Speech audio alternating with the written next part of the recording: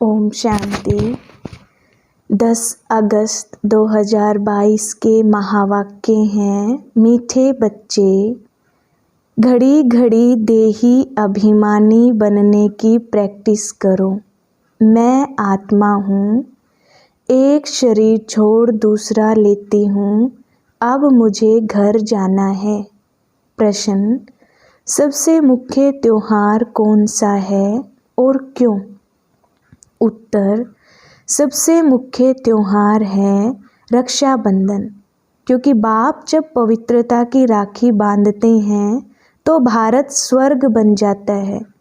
रक्षाबंधन पर तुम बच्चे सबको समझा सकते हो कि यह त्योहार मनाना कब से शुरू हुआ और क्यों।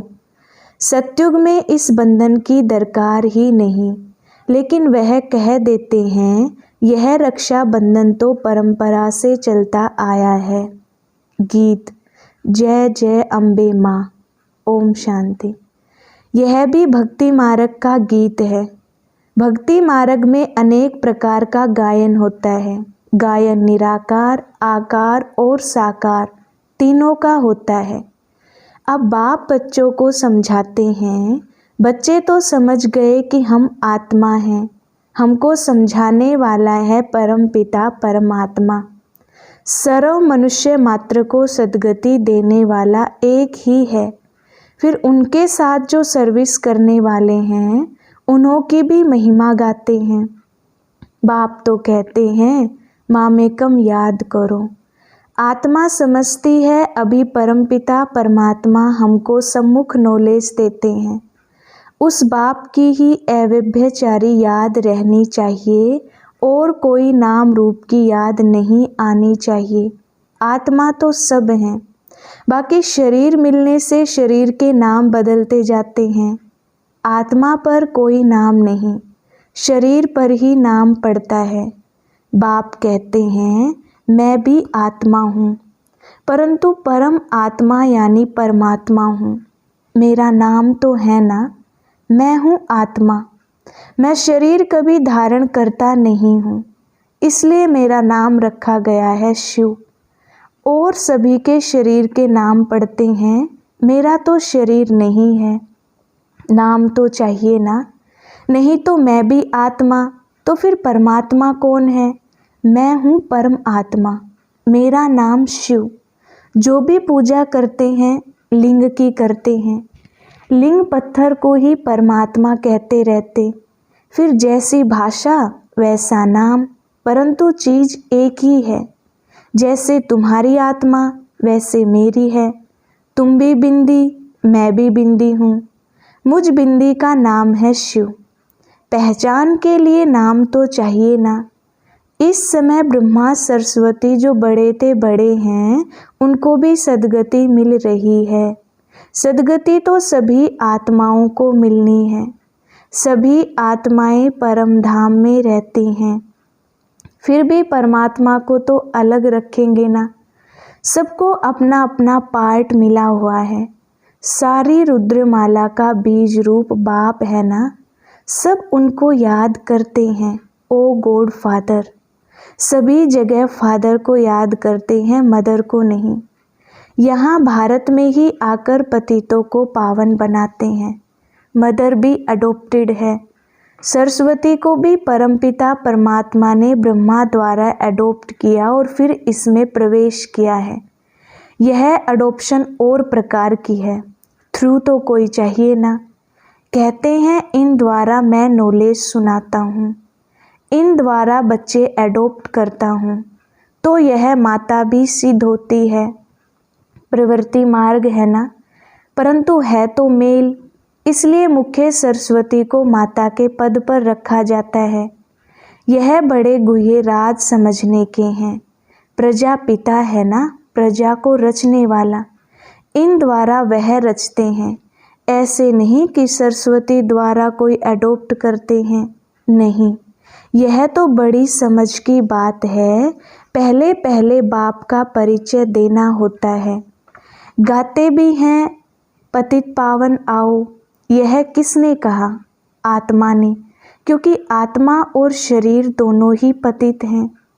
पहले तो अपने को आत्मा समझना है।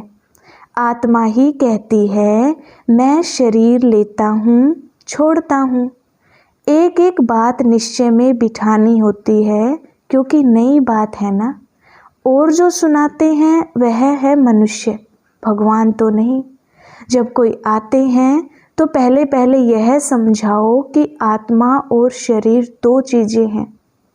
आत्मा अविनाशी है। पहले अपने को आत्मा समझो। मैं मजिस्ट्रेट हूँ, यह किसने कहा? आत्मा इन ऑर्गन्स से कहती है। आत्मा जानती है मेरे शरीर का नाम भी है और पद भी है मजिस्ट्रेट का। यह शरीर छोड़ने से मजिस्ट्रेट पद और शरीर का नाम रूप बदली हो जाएगा, पद भी दूसरा हो जाएगा। तो पहले पहले आत्म अभिमानी बनना है। मनुष्यों को तो आत्मा का ज्ञान भी नहीं है। पहले आत्मा का ज्ञान देकर फिर समझाओ आत्मा का बाप तो परमात्मा है। आत्मा दुखी होती है तो परमात्मा पुकारती है ओ गॉड फादर, वही पतित पावन है। आत्माएं सभी पतित हो गई हैं तो जरूर परमपिता परमात्मा को आना पड़े। पतित दुनिया और पतित शरीर में। बाप खुद कहते हैं मुझ दूर देश के रहने वाले को बुलाते हैं, क्योंकि तुम पतित हो, मैं एवर पावन हूँ। भारत पावन था, अभी पतित है। पतित पावन बाप आकर आत्माओं से बात करते हैं, ब्रह्मा तन में आकर समझाते हैं। इसलिए इनका नाम है प्रजापिता। ब्रह्मा द्वारा प्रजा रचते हैं। कौन सी? जरूर नई प्रजा रचेंगे। आत्मा जो अपवित्र है उनको पवित्र बनाते हैं। आत्मा पुकारती है हमको दुखों से छुड़ाओ, लिबरेट करो। सबको लिबरेट करते हैं। माया ने सबको दुखी किया है। सीताओं ने पुकारा है ना, एक तो सीता नहीं। सब रावण की जेल में विकारी भ्रष्टाचारी बन गए। है ही रावण राज्य, राम तो है ही निराकार। राम राम कहते हैं ना, एक को ही जपते हैं। गॉड फादर शिव निराकार, तो उनको ऑर्गन्स चाहिए ना। तो शिव बाबा इन द्वारा बैठ समझाते हैं तुम आत्मा भी पतित हो तो शरीर भी पतित है। अभी तुम श्याम हो फिर सुंदर बनते हो। बाबा ज्ञान का सागर ज्ञान की वर्षा करते हैं, जिससे तुम गोरे बन जाते हो। भारतवासी गोरे थे, फिर काम चिता पर चढ़ सांवरे वैश्य शूद्रवंशी बन पड़े हैं। चढ़ती कला बाप करते हैं। फिर रावण आता है तो सबकी उतरती कला हो जाती है। भारत में पहले देवताओं का राज्य था, अभी नहीं है। परमात्मा इस शरीर द्वारा तुम बच्चों को समझाते हैं। जो वर्षा लेने वाले हैं उनको खुशी का पारा चढ़ता रहेगा। श्रीमत पर तो जरूर चलना होगा। आप पावन बनाने आए हो, मैं भी जरूर पावन बनूंगा, तभी पावन दुनिया का मालिक बनूंगा। यह प्रतिज्ञा करनी होती है, यही राखी बंधन है। बच्चे प्रतिज्ञा करते हैं बाप से। यह कोई लौकिक देहधारी बाप नहीं है, यह तो निराकार है। इनमें प्रवेश किया है। कहते हैं तुम भी देही अभिमानी बनो। अपने को आत्मा समझ मुझ परम पिता परमात्मा को याद करो। भारत में ही प्योरिटी थी तो कितनी पीस प्रोस्पेरिटी थी, और कोई धर्म वाला नहीं था। तुम कहेंगे बाबा हमको ऐसा समझाते हैं, तुम भी समझो। बाप को याद करने से ही विकर्म विनाश होंगे। पावन बनाने वाला एक ही बाप है। बाप समझाते हैं तुम आत्मा हो, तुम्हारा स्वधर्म शांति है। तुम शांति धाम के रहने वाले हो, तुम कर्म योगी हो। साइलेंस में तुम कितना समय रहेंगे? अपने को आत्मा समझ बाप को याद करो तो विकर्म विनाश होंगे। कलयुग में हैं ही सब पतित। तुम जानते हो हम संगम पर पावन बन रहे हैं। पतित दुनिया का विनाश होना है, यह महाभारत लड़ाई है। नेचुरल कैलेमिटीज होती है, इन द्वारा पुरानी दुनिया खलास होनी है। नई दुनिया में है ही देवताओं का राज्य। तो अभी हम परमपिता परमात्मा के फरमान पर चलते हैं, उनकी श्रीमत मिलती है। यह नॉलेज बड़ी समझने की है। बोलो ऐसे नहीं कि एक कान से सुन दूसरे कान से निकाल देना है। यहाँ तो पढ़ना है। 7 दिन की भट्ठी भी मशहूर है। 7 रोज बैठकर समझो, बाप को और अपने जन्मों को जानो। हम कैसे पतित बने हैं, फिर कैसे पावन बनना है।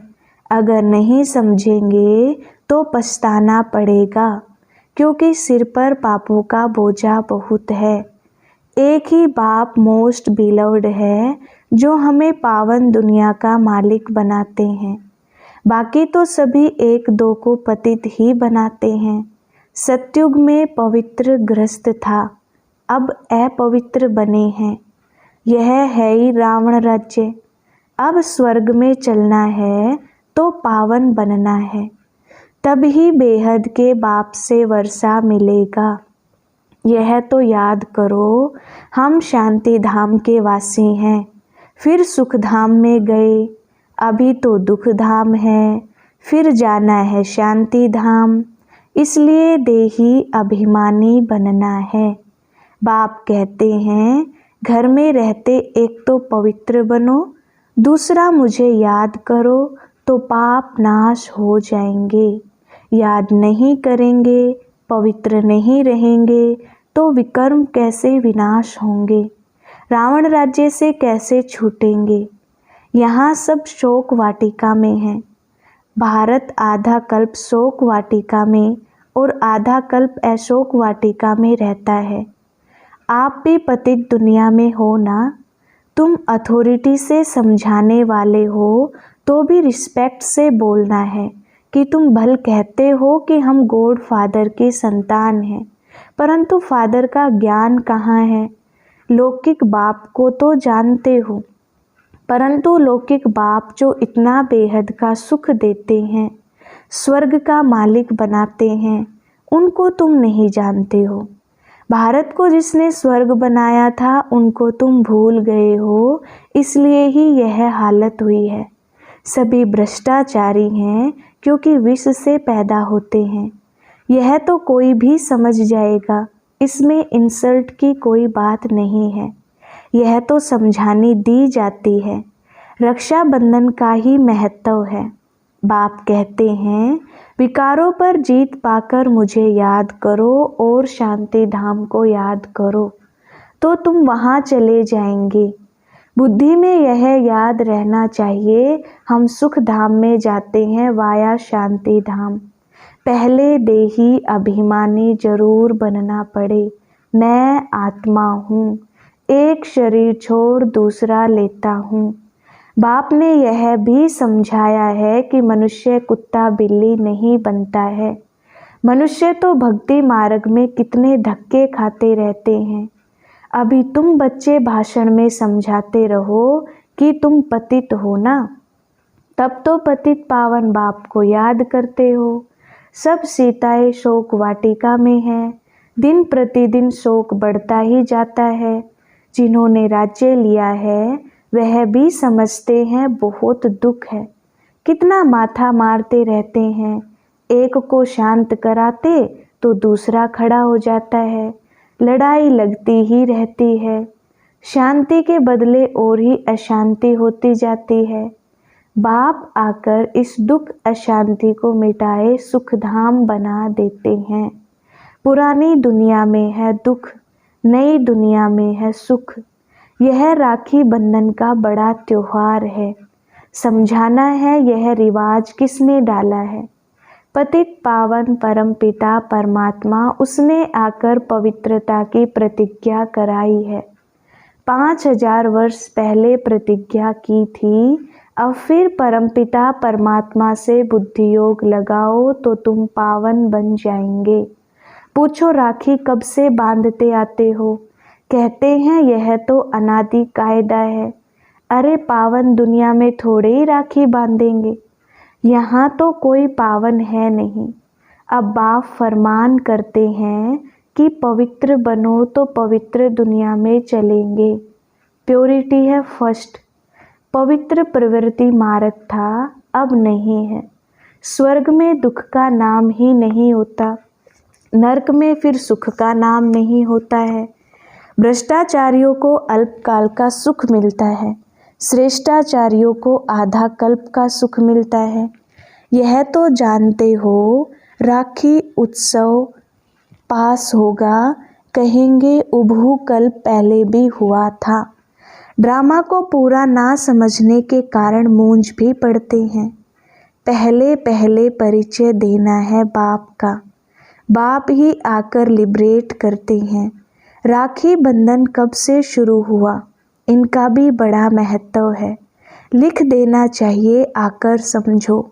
कोई को भी समझाओ, कहाँ भी भाषण के लिए जगह दें। कांग्रेस वाले दुकानों पर खड़े होकर भाषण करते हैं तो ढेर आ जाते हैं। सर्विस के लिए पुरुषार्थ करना चाहिए। अच्छा, मीठे मीठे शिकिलधे बच्चों प्रति माता पिता बाप दादा का याद प्यार और गुड मॉर्निंग। रूहानी बाप की रूहानी बच्चों को नमस्ते। धारणा के लिए मुख्य सार। पहला पॉइंट, अथॉरिटी के साथ साथ बहुत रिस्पेक्ट से बात करनी है। सबको पतित से पावन बनाने की युक्ति बतानी है। दूसरा पॉइंट, एक अव्यभिचारी याद में रहना है। किसी भी देहधारी के नाम रूप को याद नहीं करना है। पावन बनने की ही प्रतिज्ञा बाप से करनी है। वरदान, हद की इच्छाओं का त्याग कर अच्छा बनने की विधि द्वारा सर्व प्राप्ति संपन्न भव। विस्तार, जो हद की इच्छाएं रखते हैं उनकी इच्छाएं कभी पूरी नहीं होती। अच्छा बनने वालों की सभी शुभ इच्छाएं स्वतः पूरी हो जाती हैं। दाता के बच्चों को कुछ भी मांगने की आवश्यकता नहीं। मांगने से कुछ भी मिलता नहीं है। मांगना अर्थात इच्छा। बेहद की सेवा का संकल्प बिना हद की इच्छा के होगा तो अवश्य पूरा होगा। इसलिए हद की इच्छा के बजाय अच्छा बनने की विधि अपना लो तो सर्व प्राप्तियों से संपन्न हो जाएंगे। स्लोगन, याद और निस्वार्थ सेवा द्वारा माया जीत बनना ही विजयी बनना है। अच्छा, ओम शांति।